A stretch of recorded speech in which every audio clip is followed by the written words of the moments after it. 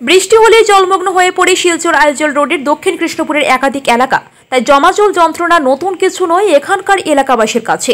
বৃষ্টি থেমে যাওয়ার পরেও উত্তর কৃষ্ণপুরের গোটা এলাকার রাস্তা জলমগ্ন হয়ে রয়েছে। এমনকি সাধারণ মানুষের বাড়ির মধ্যে ঢুকেছে রাস্তার জল। শনিবার সাংবাদিকদের ডেকে এলাকাবাসী অভিযোগ করে বলেন, বেশ কিছুদিন থেকে বন্ধ রয়েছে এলাকার নালা, ফলে জল বের হচ্ছে না। আর সেই কারণে একটু বৃষ্টি হলে জলমগ্ন হয়ে যায় গোটা এলাকা।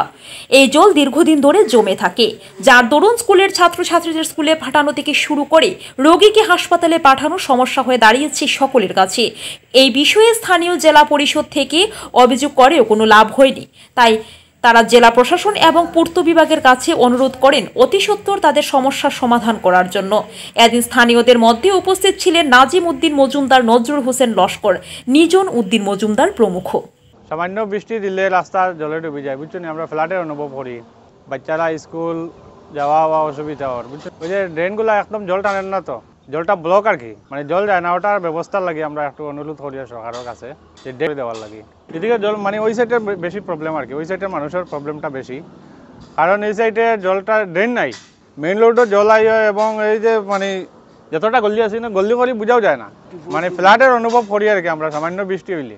এটা আইজল রোড, সোনাই রোড আর কি। আমরা দক্ষিণ কৃষ্ণপুর লামারগ্রাম নির্বাসী। আমাদের বিগত কত দিনে বৃষ্টি দেওয়ার পরে আমাদের এলাকা পুরা জলমগ্ন হয়ে যায়। তাই আমরা সরকারের কাছে দৃষ্টি আকর্ষণ করতেছি যে আমাদের ড্রেনের ব্যবস্থা করে দেওয়ার জন্য। বিগত 8-10 বছর থেকে আমাদের ওখানে ড্রেনের কোনো সুব্যবস্থা নাই।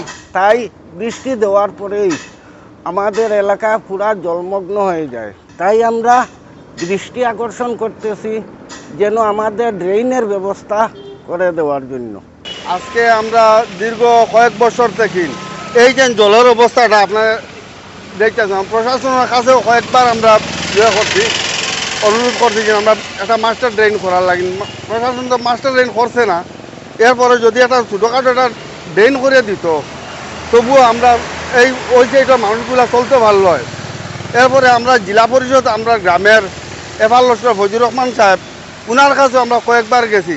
যাওয়ার পরে উনিও আমরা কোনো জাতের বিরুদ্ধে ব্যবস্থাটা নিচ্ছেন না। আজকে আমরা অবস্থা দেখুন, বাচ্চা কাচ্চা স্কুলে যেতে পারেন না, ওই অবস্থা লইয়া আমরা কীরকম আছি জনসাধারণ, আপনারা তো নিশ্চয়ই দেখতে পাত্রা। ওটা নিয়েও আমরা একটা প্রতিবাদ যাতে প্রশাসনের কাছে ওটার কোনো ইয়ে যায়।